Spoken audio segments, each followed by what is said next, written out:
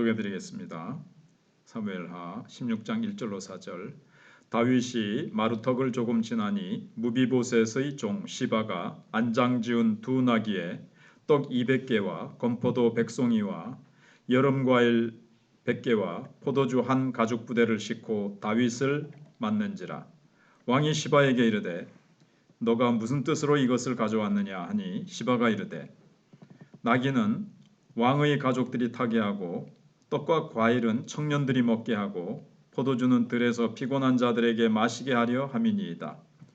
왕이 이르되 내 주인의 아들이 어디 있느냐 하니 시바가 왕께 아뢰되 예루살렘에 있는데 그가 말하기를 이스라엘 족속이 오늘 내 아버지의 나라를 내게 돌리리라 하나이다 하는지라. 왕이 시바에게 이르되 무비보셋에게 있는 것이 다 내 것이니라 하니라. 시바가 이르되 내가 절하나이다. 내 주 왕이여 내가 왕 앞에서 은혜를 입게 하옵소서 하니라. 아멘. 사람은 누구나 이 힘들고 어려울 때 판단력이 흐려지는 법입니다. 그런 경우가 많죠. 그 이유는 그 어려움을 뭔가 채우고자 하는 열망이 강하기 때문에 다른 거짓이나 속임수를 판단하는 능력이 약해지게 되기 때문입니다. 그럼에도 불구하고 우리가 살아가는 삶의 현장에는 거짓과 속임수, 권모술수들이 난무하고 있습니다. 보통 사기를 당하는 게 있잖아요. 왜 사기꾼들이 그렇게 있을까요? 사기꾼들이 또 말도 안 되는데 성공한단 말이에요. 그런 거는 주로 욕심을 가지고 있는 사람한테 딱 접근을 하면 이게 잘 넘어간답니다. 아무튼 어떤 열망, 욕심 또는 참 어려운 가운데 그 지푸라기라도 하나 붙잡고 싶은 마음이 그렇게 애가 탈 때 싹 접근해가지고 살짝 솔깃한 얘기 하나 해주면 싹 분별력이 평소보다 떨어져서 넘어가는 거예요. 특별히 경제적으로, 육체적으로, 관계적으로 힘든 과정을 지나고 있는 우리가 그리스도인으로서 잘못하면 그 어려울 때 하나님의 뜻을 분별하기보다는 이 거짓과 솔깃한 속임수에 쉽게 넘어갈 수 있다는 겁니다. 그래서 오늘 말씀에도 보면 다윗 또한 참 지치고 힘든 피난길에 있었습니다. 그래서 무엇보다도 오늘 그 무비보셋이 그러니까 백성들의 마음이 돌아섰다는 것에 대해서 어려운 심정도 있었습니다. 또 무비보셋도 마음이 돌아서 가지고 내 아버지 나라를 회복하련다 이런 내용이 나오잖아요.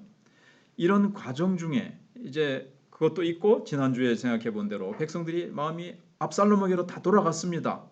그럴 때 마음이 참 얼마나 어렵겠어요. 근데 그 어려운 마음을 이용해서 시바가 아첨을 하고 위로하는 척하면서 다윗을 속입니다. 그 내용을 한번 생각을 해보면 1절 2절에서 시바가 다윗을 맞이하죠. 도망하던 다윗이 감람산 등성이를 조금 지날 때 무비보셋의 사환 시바가 다윗을 맞는 장면을 기록하고 있습니다. 전에 다윗이 이제 왕 위에 딱 앉은 다음에 좀 안정이 되니까 다윗이 그 사울의 아들 누굽니까? 너무나도 친하게 지내던 요나단하고 언약을 했던 것이 이제 기억이 나가지고 내가 사울의 집과 요나단에게 은혜를 베풀려고 한다. 사울의 집에 혹시 남은 자가 있느냐? 내가 은혜를 베풀려고 한다. 그러면서 사람을 찾아내죠. 그러니까 이제 시바가 오고 또 시바가 무비보셋이라는 그 요나단의 아들이 있습니다. 지금 살아 있습니다. 이제 근데 급하게 도망치다가 유모가 떨어뜨려 가지고 두 발을 다 저는 무비보셋이 있잖아요. 그래서 무비보셋을 찾아내서 다윗이 불러 가지고 은혜를 베풀죠. 그때 이제 시바에게 너는 무비보셋을 잘 섬겨라. 너희 가족은. 그러면서 이제 사울의 땅을 시바에게 이렇게 맡기면서 시바는 이제 사환이죠. 무비보셋에. 무비보셋은 다윗과 함께 이제 뭐 먹고 상에서 왕자처럼 먹고 너는 그러나 무비보셋의 가족이 있잖아요. 무비보셋의 가족도 다 다윗의 상에서 매일 먹을 수는 없으니까 무비보셋만 다윗 상에서 먹는 거고 다른 가족들을 네가 다 농사를 지어가지고 가족들을 부양해라 이렇게 책임을 맡깁니다. 근데 그 시바가 다윗을 이제 맞으러 나온 거예요. 그러면서 뭘 갖고 왔냐면은 오늘 제가 이게 기록은 했는데 자 여기 보면 두 나귀, 나귀 두 나귀. 아마 지금 다윗의 가족은 얼마 안 되는가 봐요. 다 나귀 두 마리 이제 타고 이제 나귀라고 해봤자 이제 나귀는 한 사람밖에 못 할 텐데 나귀 아무튼 둘. 그 다음에 떡 200개, 건포도 100송이, 여름과일 100개, 그리고 포도주 한 가죽 부대를 가지고 나왔어요. 전에 아비가일이 가지고 온 것보다는 적지만 아무튼 자기 나름대로는 이렇게 막 챙겨가지고 왔습니다. 그리고 9장 10절에 의하면 시바는 한 20명 되는 종이 있었습니다. 그래서 무비보셋을 섬기는 사환이기는 했지만은 상당한 재산을 소유하고 있었던 거죠. 그래서 피난길에 오른 다윗을 위해서 상당한 양의 선물을 갖고 나올 수 있었던 겁니다. 근데 이 시바가 왜 이렇게 상당한 양의 선물을 가지고 나왔을까요? 물론 겉으로는 다윗을 위로하는 지금 막 힘들고 지쳐 있으니까 목이라도 축이고 그 따르는 사람들하고 얼마나 힘들겠어요. 그러니까 낙이라도 타시고 가시고 맨발로 지금 다윗이 걸어서 가고 있는데 참 여러 가지로 위로하기 위해서 나왔지만 속은 뭐겠습니까? 뭔가 이때 다윗을 통해서 다윗을 이용해서 무비보셋이 가지고 있는 재산을 합법적으로 자기 것으로 다 이제 차지하고 싶었던 그런 속셈이 있었던 거예요. 그래서 3절에 이제 거짓 증거하는 시바의 모습이 나오죠. 다윗을 맞으러 나온 시바에게 다윗이 묻습니다. 내 주인의 아들이 어디 있느냐? 그러니까 다윗이 시바에게 무비보셋의 안부를 물은 이유는 무엇 때문에 그럴까요? 우선은 웬만하면은 무비보셋도 뭐 나귀에 태우든지 같이 나올 수 있는데 무비보셋이 없잖아요. 물론 이제 다리가 저니까. 근데 아무튼 그때 맡겼던 그 일, 그래서 너의 주인이 잘 있느냐 안부를 이제 묻게 돼 있죠. 근데 무엇보다도 요나단하고 약속해서 무비보셋을 평생 돌보기로 했는데 별탈이 없는지 아마 확인하고 싶었을 겁니다. 또는 또 한 가지는 이 무비보셋이 이 상황에서 내 아들 압살롬이 반역을 일으킨 상황에서 혹시 압살롬 편으로 가지는 않았을까? 뭐 이런 생각이 있었는지도 모르겠어요. 그런 마음도 있었을 수 있고 이제 우리가 추측해 볼 수 있는 거죠. 안 보이니 자고는 어떻게 됐는가? 근데 시바는 이런 다윗의 염려와 걱정을 이용해서 무비보셋이 왕이 되려고 한다고 거짓말을 하는 거예요. 여기 3절에 그렇게 되어 있죠. 시바가 왕께 아뢰되 예루살렘에 있는데 그가 말하기를 이스라엘 족속이 오늘 내 아버지의 나라를 내게 돌리리라 하나이다. 여기 아버지라고 되어 있지만 아버지는 원래 누굽니까? 요나단이죠. 근데 여기서는 사실 요나단을 말하는 것이 아니라 사울을 말하는 겁니다. 요나단은 왕위를 계승받지 못한 상태에서 죽었잖아요. 그래서 왜냐하면 히브리어는 아버지 그러면은 꼭 바로 위에 아버지뿐만 아니라 할아버지, 뭐 증조 할아버지 윗대 조상들을 다 얼마든지 가르칠 수 있어요. 또 아들 그랬을 때도 꼭 바로 밑에 아들뿐만 아니라 그 밑에 후손들도 다 벤이라는 아들이라는 용어를 써요. 그래서 벤허라는 영화도 벤자가 그래 붙잖아요, 그죠? 벤허 훌의 아들 뭐 그런 건데. 그래서 사울의 나라를 다시 회복하려고 한다. 이렇게 이제 막 거짓말을 딱 한 거예요. 근데 조그만 다윗이 객관적으로 생각해 보면 무비보셋은 두 다리를 절지요. 그래서 지금 도저히 또 상황을 볼 때 왕위에 앉을 수 있는 상황이 아니었어요. 그런데도 다윗은 시바의 거짓말에 넘어갑니다. 제가 이제 책을 주로 보는 책을 이제 수요일 날 말씀을 보기 위해서 책을 보니까 거기는 다윗이 완전히 넘어갔다. 시바의 거짓말에. 근데 한 책만 보면 좀 위험하거든요.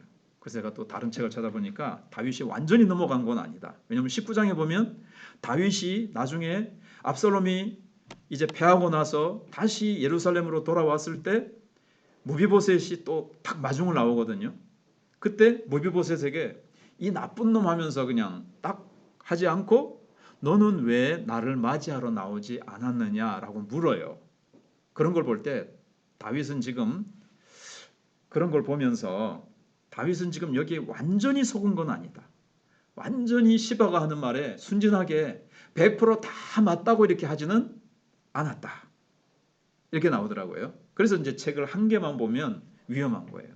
이게 저는 그래요. 지금 어느 정도 그 거짓에 속기는 속았는데 완전히 순진하게 다 속은 건 아니다. 그런데 우선은 4절에 무비보셋의 재산은 다 네 거다. 왜냐하면 옛날에 그 당시에는 그 충신에게 어떤 칭찬하거나 뭔가 자기를 이렇게 자기에게 잘해주는 사람에게는 어떤 뭐 선물이라든가 뭔가를 준단 말이에요. 뭐 별의별 걸 다 왕이 주고 싶은 거 줄 수 있겠죠. 근데 무비보셋이 이제 막 그렇게 배신을 했다 그러니까는 그럼 무비보셋의 재산 다 네 끼다. 이렇게 해버린 거예요. 여기서 이제 일단은 시바의 이 사악한 모습, 다윗의 그 어려운 마음의 상태, 어려운 상태를 이용해서 악용해서 자기의 욕심을 채우려고 하는 이 악한 시바의 마음을 시바의 이 악인의 모습을 우리가 보게 됩니다. 그래서 다윗은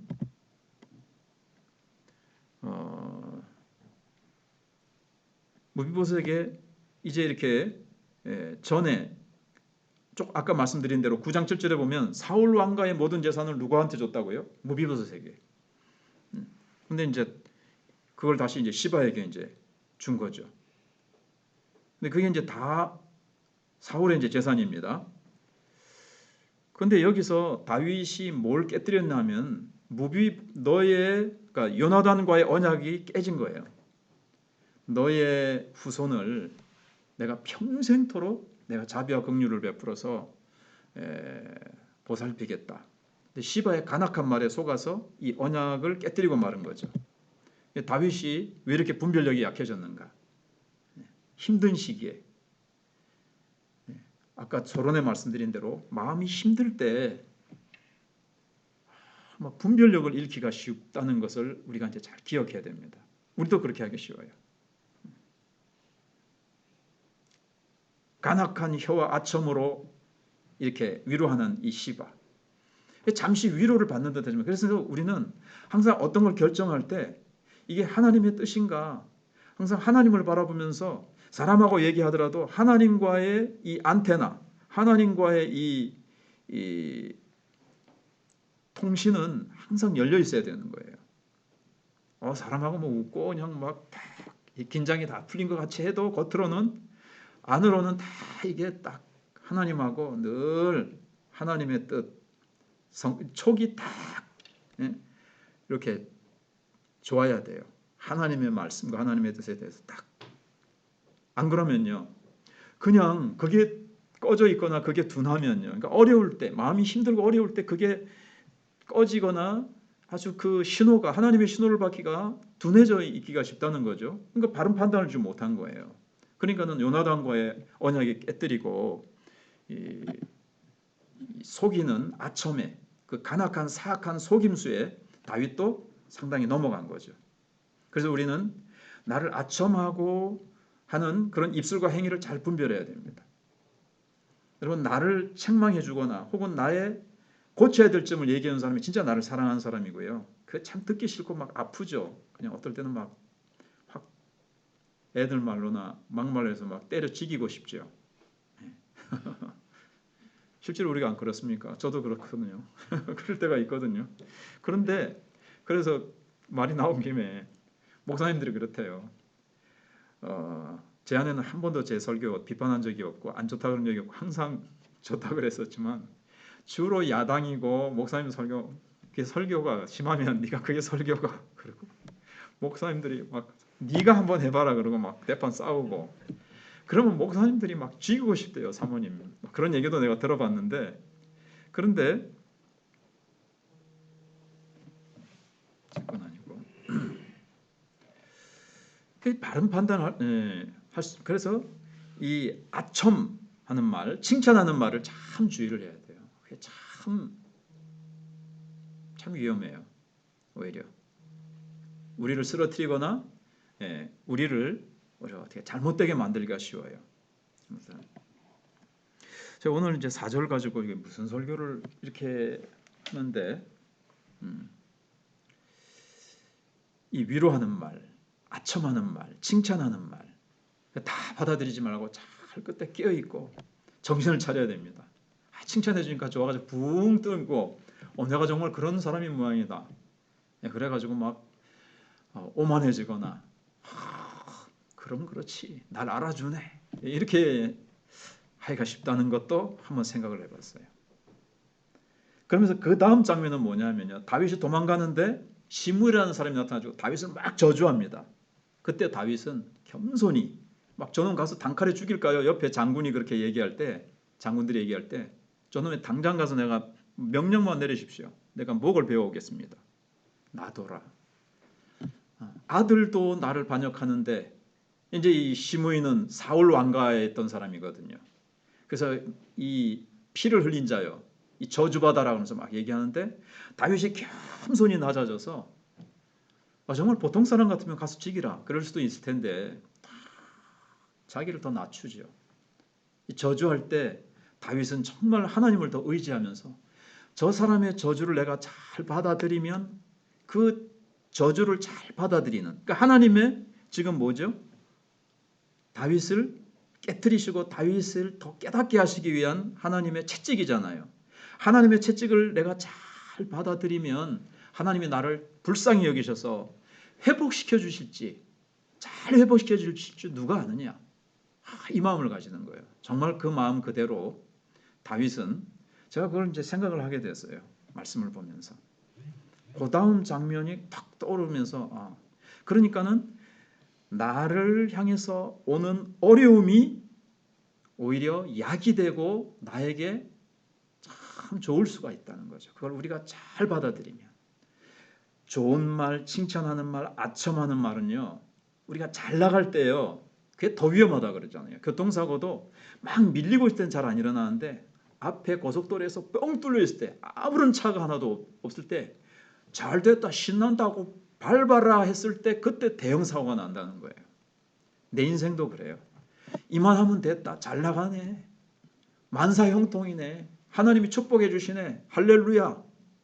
그때 기도를 쉬게 되기 쉽고 교만해지기가 쉽고 겸손히 자기를 낮추고 자기를 부인하는 것을 잊어버리기가 쉬운 거라는 거예요.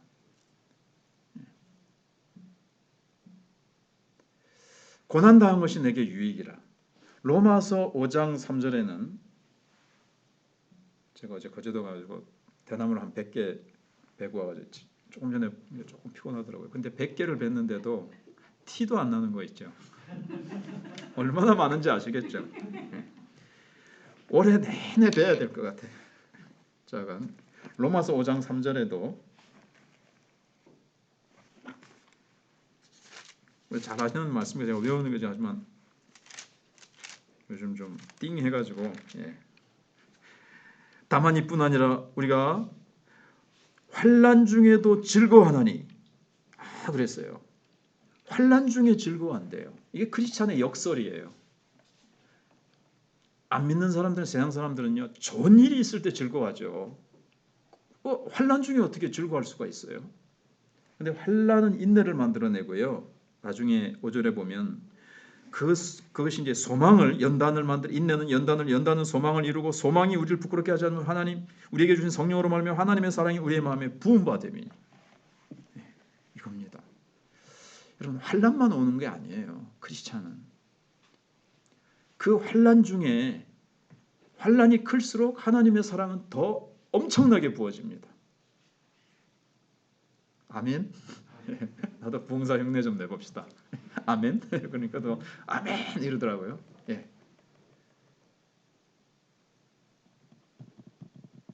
형통은 형통대로 물론 좋죠. 우리가 교만하지 않고 너희가 형통하냐? 하나님을 찬양하라. 야고보서 5장에 있는 대로 하나님 찬양하면서 고난 중에 있느냐? 기도하라 그랬죠. 그런데 이 고난과 환난이 우리에게 놀라운 또 은혜를 가져다 줘요. 이걸 이제 경험한 사람들은 환난이 왔을 때 슬퍼만 하지 않습니다. 고난 앞에 낙심하지 않습니다. 물론 첫 번째 반응은 낙심할 수 있어요. 마음이 툭 떨어진 것 같이, 간이 툭 떨어지는 것 같이 될 수 있는데 또 순간 하나님의 사랑이 그때 우리를 일으켜 주시고 그 환난을 통해서 우리에게 놀라운 소망을 주시기 위해서 어마어마한 하나님의 사랑이 부어진다는 거예요. 여기서 또 아멘 이래야 됩니까?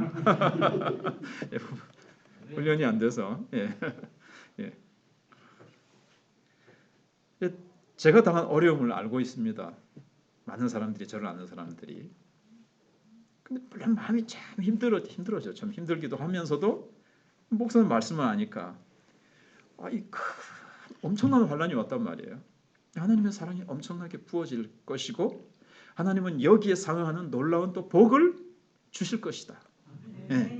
이걸 우리는 알기 때문에 막 장례식 때 와가지고 위로하는 목사님이나 말씀 전해주시는 목사님들한테 제가 뭐 그런 걸 좀 이렇게 얘기를 했어요. 짧게 짤막하겠지만. 그래서 여러분 우리가 어렵고 힘들 때 분별력을 잘 가져야 되고 그 분별력은 하나님의 뜻에 늘 우리가 잘 끼어 있어야 되고 제가 이제 두 가지를 이제 얘기를 했습니다. 이렇게 위로하는 말이나 칭찬, 아첨을 잘 분별해야 된다. 고난과 환난이 온다고 해서 거기에 또 낙심하거나 힘들어하지 말고 그 속에 우리는 환난은 중에도 즐거워하나니 이 놀라운 비밀을 가지시고 시므이가 막 어렵게 할 때 오히려 다윗이 막 더 낮아졌어요. 여러분 환난 고난이 올 때 이제 막 제가 또 수첩을 안 가져와서 수첩에 적어놨다가 제 아내의 하나님이 불러가신 것에 대해서 아무튼 결과적으로는요 저는 뭐 다 알 수가 없어요. 그러나 일단은 제가 뭔가 깨어나게 됐어요. 내가 아무리 뭐 내 힘으로 해보려고 해도 뭔가 이렇게 오래 신앙생활하고 또 목회하다 보니까 사람이 좀 둔감해지고 뭔가 이렇게 둔해졌단 말이죠. 형식적인 많이 되어지고 이러면 안 되는데 이러면서도 잘 안 된단 말이에요. 이제 남은 기간 한 작년인가 우리 아내 보고 10년 남았으니까 우리 열심히 한번 전력으로 달려가 봅시다. 잘 안 되는 거예요. 그래도 이제 그래 해보자. 달려가야지 그런데 아무튼 뭐 뭔가 잠자던 내 속에 뭔가를 막 깨우더라는 거죠.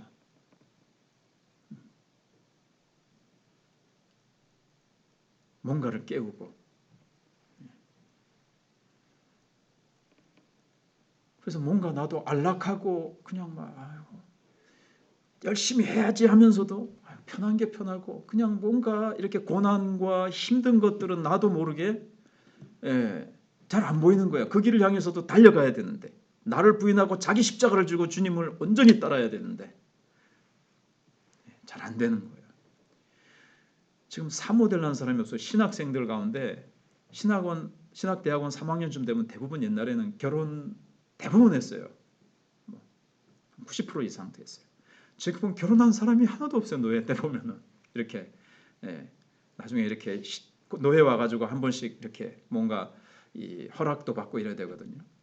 너희들 다 결혼했나? 이렇게 선배 목사님 그러니까 아무도 없습니다. 이렇게 되는 거예요. 지금은 현대인들이 고난을 회피합니다. 십자가를 지지 않으려고 합니다. 어려운 일은 하지 않으려고 합니다. 그런데 환난 중에도 즐거워하나니를 조금 더 확대해 보면 십자가를 안 질라 그러는데 십자가를 질 때 주어지는 놀라운 행복과 축복이 그 속에 감추어져 있는데 그걸 모르는 거예요. 그리스도인의 참된 길은 자기를 부인하고 고난을 따라갈 때 하나님이 축복과 은혜와 사랑을 부어주는 맛을 현대 크리스찬들이 오늘날 이 한국 교회가 좀 부요해지고 겉으로 커지고 뭐 영적으로 한국 교회가 타락하고 추락하면서 십자가를 지고 고난을 따르고 주님을 위해서 희생 헌신하는 것들은 지금 엄청나게 사라졌습니다. 자, 이걸 붙들고 하나님 앞에 우리 자신 한번 돌아보며 한국 교회를 돌아보며 우리의 영적 현실